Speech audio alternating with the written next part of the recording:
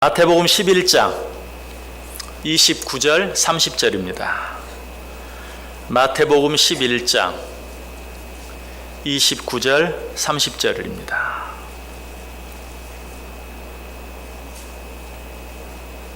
제가 읽어드립니다. 나는 마음이 온유하고 겸손하니 나의 멍에를 메고 내게 배우라.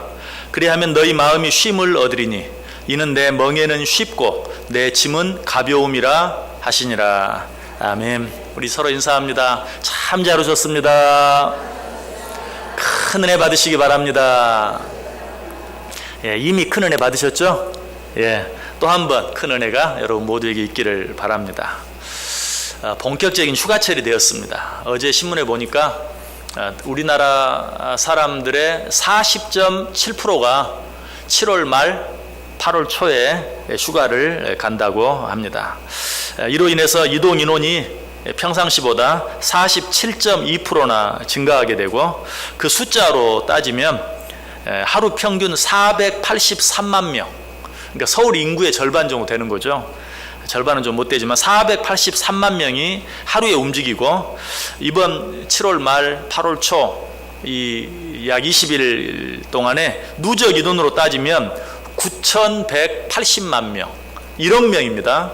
우리 인구보다 더 많은 누적 인원이니까 뭐 오늘은 여리 갔다가 또 내일은 저리 가고 이렇게 사람들이 움직이잖아요. 그러니까 이 매일매일 움직이는 누적 인원의 수는 9,180만 명. 그러니까 이거는 뭐 민족 대이동 정도가 아니죠. 우리 실제 인구보다 2배가 많은 인원이 20일 동안에 우리나라 이 좁은 나라 안에서, 물론 해외로 또 움직이는 사람도 있겠지만 이 나라 안에서 움직이는 사람들의 수만 계산한 것이 얼마나 놀라운 숫자인지 몰라요. 자, 이런 생각을 하면 여러분 어떻습니까?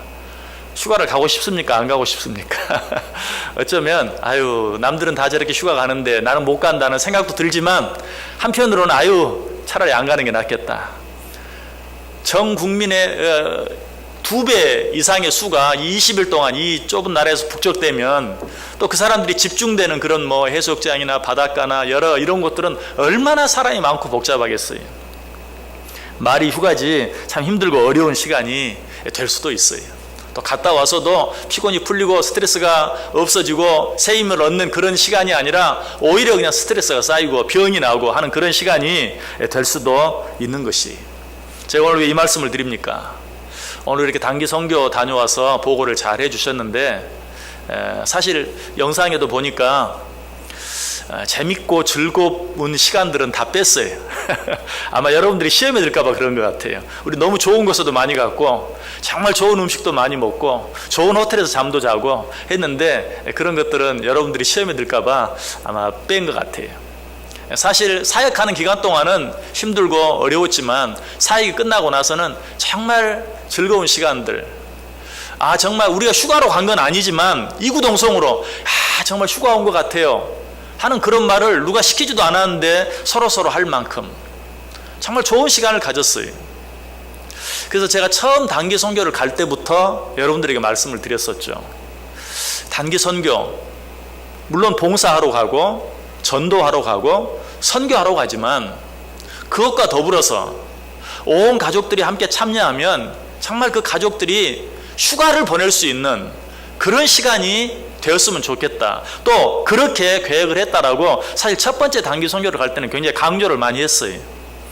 근데 이번에는 별로 그런 말씀을 드리지 않았는데 지나고 나서지만 여러분에게 한 번 더 말씀을 드리면서 이렇게 복잡하고 힘든 그런 휴가를 오히려 하나님 앞에 봉사하고 전도하고 선교하면서 또 그와 동시에 휴가를 가질 수 있으면, 정말 쉼을 얻을 수 있으면 휴가라고 떠나도 맛볼 수 없고 누릴 수 없는 그런 참 쉼, 참 안식, 참 평안, 무엇보다 참 기쁨을 얻을 수 있다면 그보다 더 좋은 시간이 어디 있겠는가.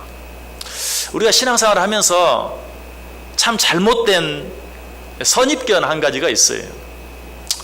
우리가 하나님의 일을 위해서 수고하고 애쓰고 봉사하면 피곤하다 하는 그런 생각들이 많이 있어요. 그래서 얼른 어떤 그런 일들에 달려들지 못하는 그런 경우가 참 많이 있어요. 그러나 이것은 그야말로 잘못된 선입견이에요. 그리고 좀 더 심하게 이야기하면 일종의 피해의식이에요. 어떤 피해의식입니까? 하나님의 말씀대로 사는 것은 우리에게 무거운 짐이다. 그래서 실제로 신앙생활 하는 사람이 신앙생활 하지 않는 사람보다 더 힘들게 사는 경우가 참 많아요. 왜 그렇죠? 신앙생활 하는 사람들 어때요? 신앙생활 하지 않는 사람들과 동일하게 월요일부터 금요일까지 때로는 토요일까지 똑같이 수고하고 애쓰며 살잖아요. 그런데 신앙생활 하는 사람은 어때요? 주일날 교회 나와서 또 봉사하고 예배하고 수고해요. 신앙생활 하지 않는 사람은 일주일 동안 열심히 일하지만 그들이 말하는 일요일 그날만큼은 모든 일을 놓고 쉬잖아요. 실제로 신앙생활 하는 것이 더 우리에게 힘들 수 있어요. 그러나 우리가 분명히 알아야 될 것이 있어요. 그건 무엇입니까? 일하지 않고 놀고 쉬는 것만이 진정한 쉼이 되는가? 그렇지 않다는 것이. 오히려 더 귀하고 가치 있는 일을 위해서 수고하고 애쓰고 봉사하는 것이 더 우리에게 쉼이 되고 안식이 된다는 사실, 우리가 이것을 알아야 돼요. 이것을 알지 못하면 우리는 절대로 기쁘게 신앙생활 할 수 없어요. 실제로 여러 가지 많은 통계가 있습니다. 단순히 나 하나를 즐겁게 하기 위해서 놀고 먹고 마시고 즐기는 그 일이 우리에게 육체적으로나 정신적으로 더 유익이 되는가? 아니면 다른 사람을 위해서 수고하고 애쓰고 봉사하고 헌신하는 일이 더 유익이 되는가? 이런 통계들은 여러분이 너무 많이 들어서 너무 잘 알고 있기 때문에 이 시간 일일이 말씀드리지 않으려고 해요. 나 한 사람만을 위해서 먹고 마시고 즐기고 편하게 쉬는 것, 그것도 도움이 되죠. 그러나 그 도움에 비해서 다른 사람을 위해서 수고하고 애쓰고 봉사하고 헌신하는 것이 훨씬 더 큰 유익이 되고 도움이 된다는 사실을, 우리는 이 사실을 믿을 수 있어야 돼요. 이런 말씀을 드리면 꼭 우리는 목사가 교회를 위해서, 신앙생활을 위해서, 혹은 전도와 선교를 위해서 사기치는 것처럼 생각하는 분들이 많이 있어요. 에이, 아무려면 그러려고요. 편하게 쉬는 게 훨씬 더 낫지. 정말 그렇지 않아요. 오늘 예수님께서 그 부분에 대해서 우리에게 말씀해 주고 있어요. 나는 마음이 온유하고 겸손하니 나의 멍에를 메고 내게 배우라. 그리하면 너희 마음이 쉼을 얻으리니 이는 너의 멍에는 쉽고 내 짐은 가벼움이라. 전에도 이 말씀을 드렸었어요. 여기 뭐라고 말해요? 나의 멍에를 메고 내게 배우라. 그리하면 너희 마음이 쉼을 얻으리니. 자, 이것은 앞뒤가 맞는 말이라고 그랬어요? 앞뒤가 맞지 않는 말이라고 그랬어요? 앞뒤가 맞지 않는 말이에요. 나의 멍에를 메고 내게 배우라. 그리하면 쉼을 얻을 것이다. 멍이라는 건 뭐죠? 소가 멍에를 메죠. 이 멍에는 뭡니까? 일할 때 메는 거예요. 그런데 일할 때 메는 멍에를 메고 내게 배워라. 그러면 쉼을 얻을 것이다. 일해라. 그래야 쉼을 얻을 것이다. 라고 이야기하고 있어요. 물론 여기에서 일하는 것이 나를 위해서 일하는 그런 일을 말하는 것이 아니라 여기서는 하나님을 위해서, 하나님의 나라를 위해서, 내 이웃을 위해서, 하나님께서 내게 붙여준 자들을 위해서 네가 일하고 수고해라. 그리하면 네가 참 쉼을 얻게 될 것이다 라고 말하고 있어요. 여러분, 이 사실을 믿으시길 바랍니다. 오늘 이 말씀 앞에 어떤 말씀이 있다고 그랬어요? 마태복음 11장 28절. 너무나 잘 아는 말씀이죠. 수고하고 무거운 짐진 자들아 다 내게로 오라. 내가 너희를 쉬게 하리라. 자, 29절과 30절을 읽으면서도 그 앞에 이 28절이 있다는 사실을 우리가 자주 놓쳐요. 그래서 이 28절 말씀은 너무 잘 알아요. 수고하고 무거운 짐진 자들아 다 내게로 오라. 내가 너희를 쉬게 하리라. 아멘. 그런데 아까 제가 분명히 봤어요. 29절과 30절을 읽을 때는 아멘이 없어요. 내 멍에를 메고 내게 배워라. 여러분, 우리가 하나님의 나라를 위해서, 하나님의 영광을 위해서, 내 이웃을 위해서 수고하고 했어야 쉼을 얻습니다. 믿으십시오 해도 아멘 안 하시더라고. 그러나 28절 다시 읽으면 수고하고 무거운 짐진 자들아 다 내게로 오라. 내가 너희를 쉬게 하리라. 다 아멘 해요. 왜 28절에서는 아멘이 되는데 29절과 30절에서는 아멘이 안 됩니까? 사실 28절은 우리에게 쉼을 주시겠다고 말씀하시고 29절과 30절에서는 쉼을 얻는 방법을 우리에게 말씀해 주시는 것이,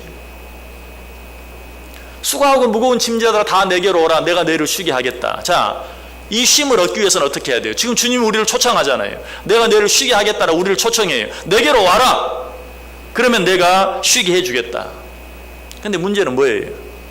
주님께로 어떻게 가죠? 주님께 가는 길을 모른다는 거예요. 그래서 주님께서 그 길을, 주님께로 갈 수 있는 길을 29절과 30절에서 가르쳐 주는 거예요. 나는 마음이 온유하고 겸손하니 나의 멍에를 메고 내게 배우라. 그리하면 너희 마음이 쉼을 얻으리니.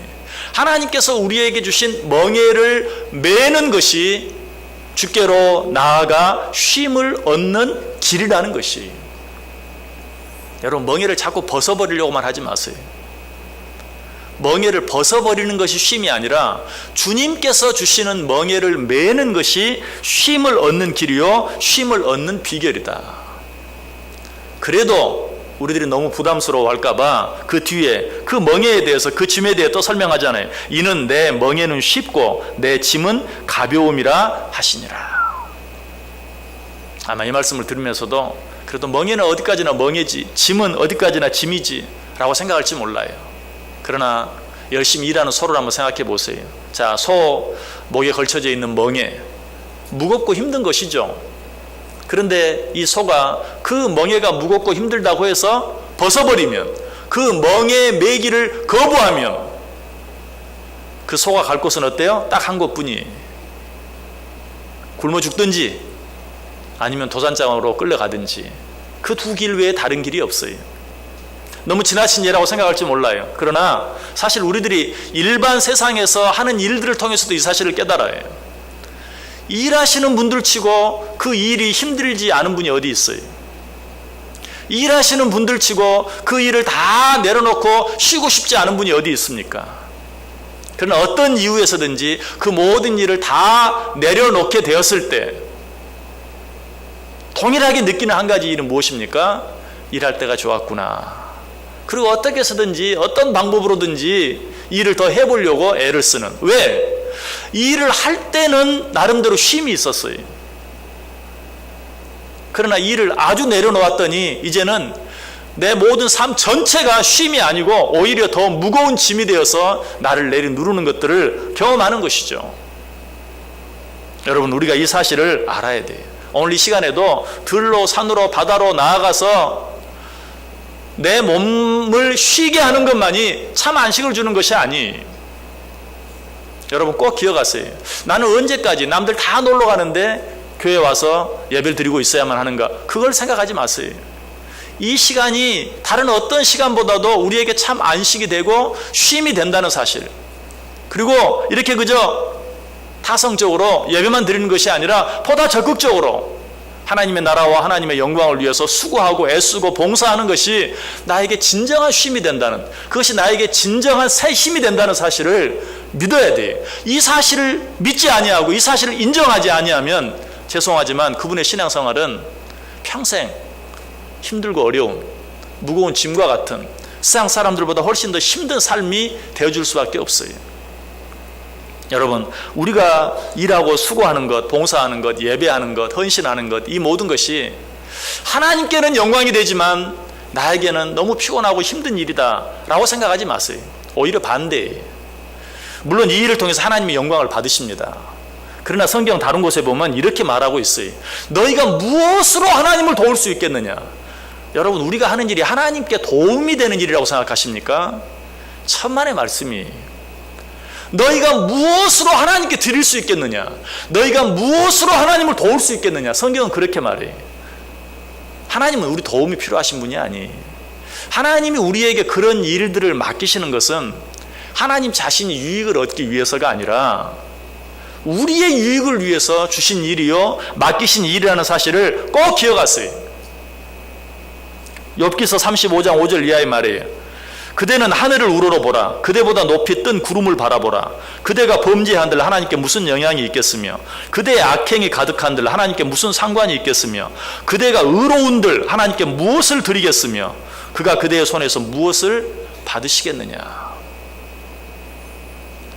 우리가 악행을 행한들 그것이 하나님의 나라에 무슨 큰 악영향이 있겠느냐. 하나님이 절대 손해보지 않으신다고 그랬죠. 또 네가 반대로 선행을 행한다고 해서 그것이 하나님의 나라에 무슨 큰 유익이 되겠느냐. 하나님은 이래도 저래도 당신의 일을 해나가시는 분이, 그럼에도 불구하고 우리에게 그런 것들을 요구하시는 이유가 뭐예요? 그것이 우리에게 쉼이 되고, 그것이 우리에게 자유함이 되고, 그것이 우리에게 기쁨이 되고, 그것이 우리에게 힘이 되고 축복이 되는 것을 아시기 때문에 이것도 하고 저것도 해라, 저것도 해라 라고 우리에게 말씀하신다는 사실이, 우리가 이것을 알아야 돼. 이것을 알지 아니하면, 이 사실을 깨닫지 아니하면 우리는 기쁘고 즐거운 신앙생활을 할 수 없고, 그리고 그것을 통해서 얻을 수 있는 참 기쁨, 참 쉼, 참 안식을 얻을 수 없어요. 이거는 부모 입장에서 한번 생각해 보면 좀 쉽게 이해할 수 있어요. 부모가 자녀들에게 많은 걸 요구합니다. 그런데 그렇게 해서 자녀가 잘 되는 것을 통해서 부모가 얻는 유익이 무엇입니까? 남 앞에서 폼 좀 잡는 거? 그럴 수도 있죠. 그러나 이제는 우리가 경험적으로 알아요. 자녀가 잘 되는 것이, 자녀가 잘 되는 만큼 부모에게 유익이 되지 않는다는 것, 여러분 아시죠? 아직도 그 사실을 모르는 분이 있으면 참 불쌍한 분이에요. 오히려 그 반대의 경우가 참 많아요. 자녀들이 잘 됨으로 말미암아 부모들이 더 비참해지는 경우도 많이 있어요. 날마다 TV에 뉴스에 나오는 일들이 그런 일들 아니에요? 자, 그렇다고 여러분도 어때요? 자녀들이 잘 되는 일을 포기하겠습니까? 차라리 잘 되지 말라고 말하겠습니까? 그렇지 않습니다.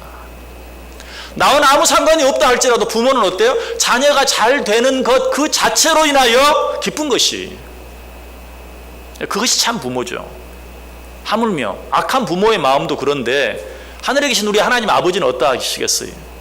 그냥 우리가 잘 되는 것이, 우리에게 유익이 되는 것이, 그것이 하나님께 기쁨이, 그것이 무슨 하나님께 유익이 되고, 그것이 무슨 하나님께 특별한 영광이 되고, 그것이 하나님 나라에 무슨 특별한 도움이 되어서가 아니라 우리가 자유함을 얻고, 우리가 기쁨을 얻고, 우리가 참 쉼을 얻는 것이 하나님께 기쁨이 되고, 하나님께 영광이 되고, 하나님의 나라에 도움이 된다는 것이, 그렇기 때문에 우리에게 말씀하시는 것이지, 하나님 당신은 당신의 영광을 위해서, 당신의 나라를 위해서 우리를 너무 힘들게 해요. 여러분, 그런 생각 버리세요. 성경에 나타나는 모든 이렇게 하라, 성경에 나타나는 모든 이렇게 하지 말라 라는 말씀은 누구를 위해서? 우리를 위해서. 그 멍에를 메고 주의 뒤를 따라갈 때만 그것이 우리에게 참 기쁨이 되고, 참 유익이 되고, 참 쉼이 된다. 더더욱 열심히 일하고 봉사하고 헌신하고 수고하고, 한 걸음 더 나아가 전도하고 선교하고, 그것을 통하여 쉼을 얻을 수 있다면 그 쉼보다 더 가치 있는, 더 복된 쉼이 어디 있겠어요? 여러분, 오늘 선교위원장님도 말씀하셨지만 내년 단기 선교 할 수 있다면 단기 선교 팀이 한 곳뿐만 아니라 두 곳, 세 곳, 우리 단기 선교위원장님은 너무 많아서 아유 내년에 가십시오, 이렇게 내년으로 2월 되기를 바란다고 말씀하셨는데, 할 수 있으면 그보다도 이 팀 저 팀, 한 팀 두 팀, 이 나라 저 나라, 전 세계 여러 곳으로 흩어져서 아예 그냥 목장별로 전체가 전 세계를 향해서 나아가는 그런 은혜, 그런 축복이 있기를 원합니다. 그래서 온 교우들이 하나님의 일을 하면서, 아마 이번에 가신 분들은 제가 이렇게 앞에서 억지로 말씀드리는 게 아니에요. 개인 붙잡고 물어보세요. 아마 그분들도 휴가도 많이 가보셨겠고 여행도 많이 가보셨겠지만 그 어떤 여행, 그 어떤 휴가보다도 정말 값진 휴가, 또 값진 여행이 되었어요. 이제 여름 성경학교가 시작이 돼요. 유치부가 이제 지금 마지막 시간 진행하고 있고요. 이제 유초등부 이번 주 목금토, 또 다음 주 월화수, 또 목금토, 이렇게 계속해서 여름 성경학교들이 진행이 됩니다. 여러분, 이런 일들을 위해서도 먼저 내 자녀들이 있으면 정말 적극적으로 참여할 수 있도록, 할 수 있으면 내가 같이 가서 봉사를 하면서까지라도 그 일에 참여하고, 아니 그렇게 할 수 없으면 같이 가서 나는 가까운 곳에서 휴가를 보내면서라도 아이들이 그런 일에 참여할 수 있도록 적극적으로, 그래서 그 시간들이 아이들에게 쉼의 시간이 되면서도 정말 영적으로 큰 유익이 되어지는 시간이 될 수 있도록. 가끔 보면 아이고 우리 휴가 가야 되는데 1년에 한 번밖에 없는 가족 휴가를 망칠 수 없어서 아이들 거기에 보내지 아니하는, 그것보다는 오히려 아이들 거기 보내고 내가 같이 가서 나도 봉사하고 수고하고 애쓰면 저는 분명히 믿어요. 그것이 더 가치 있는, 그리고 지나고 나면 정말 더 힘이 되고 앞으로는 그 가정에 더 큰 유익이 되는 그런 축복이 될 줄 믿습니다. 여러분 꼭 기억하시길 바랍니다. 내 멍에를 메고 내게 배우라. 그리하면 그것이 너희에게 쉼이 될 것이다. 내 멍에는 쉽고 가볍다. 예수님께서 돌아가시면서 사도 요한에게 짐을 맡겼어요. 무거운 짐이었죠. 어떤 짐이었습니까? 자기 어머니를 평생 맡기는 무거운 짐을 그에게 맡겼어요. 그런데 사도 요한은 어떻습니까? 그 짐을 거부하지 않고 받았어요. 그리고 평생토록 어떤 제자들보다 오래까지 살면서 어머니를 평생토록 잘 모셨어요. 그 이유가 무엇입니까? 예수님께서 사도 요한에게 그 짐을 맡기신 것도 오늘 말씀하신 것처럼 내가 너에게 주는 무거운 것이 아니다. 가벼운 것이다. 아니, 오히려 그것이 너에게 참 쉼을 줄 것이다. 그걸 알았기 때문에 예수님께서 자기가 가장 사랑하는 제자에게 우리가 생각했을 때는 그 무거운 짐을 맡겼어요. 왜? 무겁게 보이지만 그것이 참 쉼이 되고 기쁨이 되고 축복이 되고 행복이 될 것을 알았기 때문에. 사도 요한이 그래서 실제로 고백해요. 주님께서 우리에게 주시는 그 짐은 무거운 것이 아니다. 가벼운 것이다 라고 스스로 고백하는 것을 보게 돼요. 요한 1서 5장 3절에서 말해 하나님을 사랑하는 것은 이것이니 우리가 그의 계명들을 지키는 것이라. 그의 계명들은 무거운 것이 아니로다. 여러분 신앙생활하면서 무겁게 느껴지는 것이 무엇이 있습니까? 그것은 인간의 눈으로 보기 때문에 그래요. 그러나 그것은 결코 무거운 것이 아니.